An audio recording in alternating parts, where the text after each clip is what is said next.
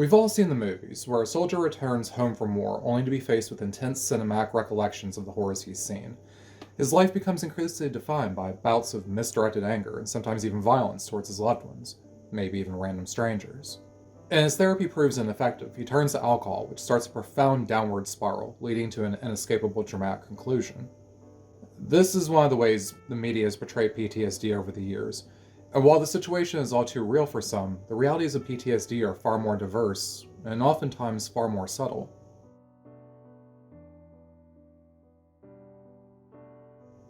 Hello all, today I'm diving into a very complex and for me very personal topic. My videos thus far have all been on issues I've personally dealt with because those would obviously be the ones I know the most about. And the ones I'm sure you can figure would be what I'm the most passionate about. But while my ocular migraines, HPPD, and aphantasia have all been challenges for me, it's safe to say that my life has pretty much been defined by PTSD. I can't tell you when the foundations of my PTSD were first laid down, but I can tell you when they were well and truly solidified as a part of my daily reality. July 24th, 2005. I was 19. 19 years old in a small, boring town. A storm had rolled through a few nights prior, and we'd been without power ever since. Drugs had been a major part of my life for years at that point. What else are you supposed to do in a town where the most exciting thing within a 10-mile radius of your home is a cornfield, and you're trying desperately to self-medicate anxiety, depression, and boredom in equal measure? I'd had a job delivering pizza for about a year and a half at that point, and I wanted to be known I was a good worker. I showed up early for work almost daily. I never once clocked in high.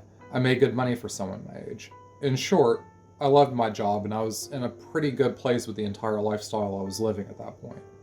I seldom ever did anything harder than smoke weed, but ever so often I did get that itch. One night, a coworker of mine offers me something I'd never done before. I figure, power's out, got nothing better to do. Why not? That day was the last time I ever felt truly free, because that night ended up with me in an emergency room, quite literally on death's door. I woke up the next morning and figured out pretty quickly that things were different. I couldn't rightly articulate at the time how they were different. I only knew that my entire perception of reality had shifted, and it damn sure wasn't for the better. I'm not going to get too descriptive on the symptoms here because I don't want this video to turn into one big trigger event. With respect to that, I will simply leave the short list of PTSD symptoms here, with the caveat included that no one list is ever going to cover the full range of possible PTSD symptoms, nor is any official list going to accurately depict what each individual deals with. But PTSD with acute panic disorder is my official diagnosis. That diagnosis didn't come easy, though. I spent the next few months after my incident going from doctor to doctor. I went sober, I lost my job. Needless to say, my social circle took a hit. I'd managed to save up a decent pile of money in the couple years I've been working, but I was uninsured, and a few ER visits were all it took to see me with thousands of dollars in medical debt. And even after all of that, I was no closer to figuring out what was wrong with me. It took 6 months for someone to finally put a name to it. 6 months where every second of every day, I felt like I was both dying and going completely insane. We finally got there, though. I was in therapy for years, as my days were spent uncontrollably shaking and the nights filled with desperately trying not to be alone with my own thoughts. They shuffled me from one medication to the next. Nothing really seemed to help. I never became what most would call functional ever again. One therapist I was seeing turned our entire relationship into a perpetual dissection of the new girlfriend I had at the time, as though she could possibly have something to do with the intrusive imagery that kept rattling around in my brain. She didn't. This is just my story, but it's one that I've heard too many times. It isn't like PTSD is some new concept, or even that it's particularly difficult to diagnose when you have such a clearly traumatic event which forms the starting line of every major issue you're complaining about. I subsequently watched my friends and some blood family grow increasingly pissed off at me for not just getting over it. Some felt like I wasn't doing enough, like the therapy I was going to or the medication I was taking, even though it only ever made my symptoms worse, were somehow half measures. Some felt like I was faking it altogether because only soldiers get PTSD. And some felt inclined to minimize it by saying, you can get over it because I know this other guy with PTSD, and he did. I didn't know at the time that these positions were ones I would be faced with until this very day. People have a tendency to view mental illness as a character flaw, but there's a thought out there that perhaps what comes to mind when we think about the origins of mental illness is completely wrong. The common dialogue around the subject seems to consistently be interlaced with the notion that only some people are susceptible to it. The thought gets floated around that you need a genetic predisposition along with a trigger event to develop PTSD. In reality, we might be viewing the subject wrong from the ground up. Perhaps PTSD is something we're all susceptible to. It isn't a matter of strength or weakness, a matter of genetics or character, but something for which the dividing line is merely your personal breaking point. Maybe the Joker was onto something when he effectively said that the only thing separating the common mind from his own was one bad day.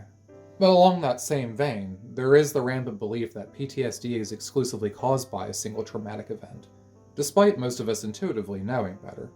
It's something that I think virtually everyone can agree on is fairly obvious. You can hear a story about a kid getting flicked in the face by a parent, and that kid turns out seemingly fine. Well, of course he did. Getting flicked in the face is hardly the worst thing that could happen to you after all. If I were to tell you a story about a kid who had a parent flick them in the face every single day for years on end and develop PTSD on account, most people would get how one would have issues from that. And yet, here we are, still in a world where PTSD is still viewed widely through a narrow lens. Although not recognized by the DSM-5 yet, there is a push to have complex post-traumatic stress disorder, which is more aligned towards those who develop their PTSD from a series of traumatic events, officially differentiated from its standard PTSD counterpart. That push, by and large, has been spurred on by the fact that PTSD and CPTSD frequently require different clinical approaches to treatment. If we're not having that conversation and training professionals to respond to unique circumstances of your specific issues, the efficacy of your treatment may very well suffer. And paraphrasing what I've said numerous times on this channel, no one gains anything by leaving others to languish. Let's move on, though, to what notions of PTSD have entered into the minds of people around the world. Hollywood has done justice to representing PTSD on numerous occasions, but due to the nature of the entertainment industry, more subtle and often more realistic manifestations of PTSD aren't sexy enough to warrant screen time. Frequently, TV in particular portrays PTSD as something which the protagonist simply gets over in 45 minutes or less. It's true that not every traumatic event leads to PTSD. It's equally true that not every traumatic event which leads to PTSD has profound lifelong ramifications. But for the lack of representation, I want you to think about a show where the protagonist spends the next 3 seasons shaking in a dark corner, barely able to leave their home for fears of being re-traumatized. If you can think of a single example of that, please leave it in a comment down below because it would be news to me. In reality, PTSD is oftentimes lifelong and life-altering, but even still, perhaps not in ways that you might think. Because TV and movies have gotten fairly decent at demonstrating the extreme manifestations of PTSD, which I described in the opening of this video, it might come as a shock that mental illness is not a one-size-fits-all concept, and the impacts are frequently less eye-catching. While all the things I listed above certainly do happen, I personally have never once had a violent mood swing. I don't have hallucinations, I don't drink at all. And honestly, my life choices, bad and otherwise, have been by and large age appropriate. The number of times I've even raised my voice to a woman I've been involved with are so infrequent I could probably count them on one hand. This drastic divergence in how PTSD is depicted versus the diverse ways it can actually manifest does have real-world consequences. On the one hand, you have people who know someone who suffers from PTSD and may treat them like the person with the illness is one wrong move away from a total violent breakdown.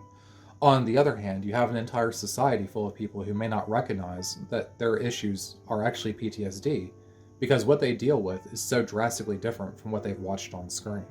What PTSD looks like for a lot of people is an underlying struggle, something which takes place below the surface, beneath the persona that they allow the world to see. Dealing with any mental illness can lead to a whole host of physical health problems that virtually no one associates with the underlying cause.